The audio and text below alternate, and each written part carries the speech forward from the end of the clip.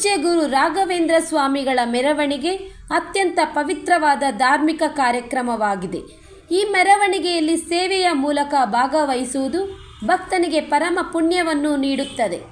ಪೂಜ್ಯ ಶ್ರೀ ರಾಘವೇಂದ್ರ ಸ್ವಾಮಿಗಳ ಉತ್ಸವ ಮೆರವಣಿಗೆಯ ವೇಳೆ ಕೋಲಾಟ ಎಂಬ ಜನಪದ ನೃತ್ಯ ಶೈಲಿಯ ಸೇವೆಯ ಮೂಲಕ ಭಕ್ತರು ತಮ್ಮ ನಿಷ್ಠೆಯನ್ನು ವ್ಯಕ್ತಪಡಿಸುತ್ತಾರೆ.